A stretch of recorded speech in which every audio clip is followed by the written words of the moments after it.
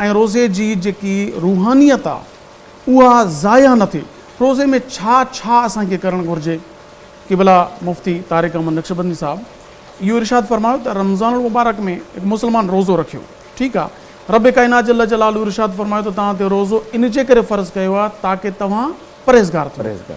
हाणे उहो परहेज़गारी तक़वा इन जे ज़ुमरे में छा छा अचे थो, छा करणु घुरिजे? रोज़ा आहे त रोज़ो रखे, सॼो ॾींहुं सुतो पियो हुजे या तिलावत क़ुरान या छा, थोरो इन जी वज़ाहत करियो, महिरबानी फरमायो।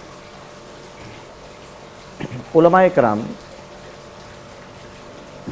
रोज़े जे मुतालिक़ लिखियो आहे त रोज़े जा 3 दर्जा आहिनि।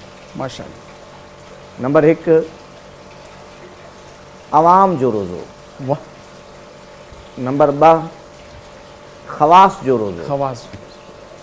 नंबर 3 अख़सुल ख़वास जो रोज़ो। वाह वाह साईं वाह, माशाअल्लाह। अवाम जो रोज़ो ही आहे सुबुह सादिक खां वठी करे रोज़े जी नियत सां पंहिंजी घरवारी खां परे रहणु, खाधे ऐं पीते खां पाण खे परे रहणु, ग़ुरूबे आफ़्ताब ताईं।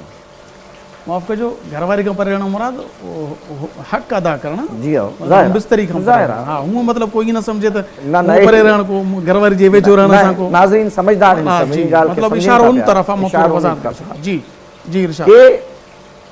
इहो रोज़ो आहे कि उहो उन पंहिंजे मादे जे अंदरि कुझु न विधो, ही अवाम जो रोज़ो आहे। अवाम जो रोज़ो माशाअल्लाह। ॿिए नंबर ते ख़वास जो जेको रोज़ो आहे उहो जेॾी महिल रोज़ो रखंदा आहिनि त पोइ पंहिंजी ज़िंदगी उन ॾींहं जो हर लम्हो नेकी जे अंदरि बसर कंदा आहिनि। वाह। इहो ख़वास जो रोज़ो आहे।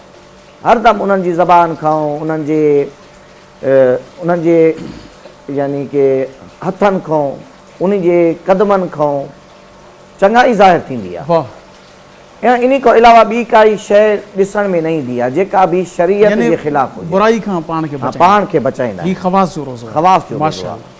ऐं 3 नंबर ते आहे अख़सुल ख़वास जो रोज़ो। माशाअल्लाह। उहे अल्लाह ताला जा बरगुज़ीदा बाना जेॾी महिल रोज़ो रखंदा आहिनि त रोज़ो रखण खां बाद मां सिवा अल्लाह ताला खां सिवा मख़लूक़ ख़ुदा सां ताल्लुक़ मुनक़ते करे छॾींदा आहिनि। वाह। ऐं उन्हनि जो राब्तो फ़क़ति अल्लाह ताला सां हूंदो आहे। माशाअल्लाह। ऐं ॿिए तरफ़ उन्हनि जी कंहिं क़िस्म जी कोई बि तवजो न हूंदी आहे।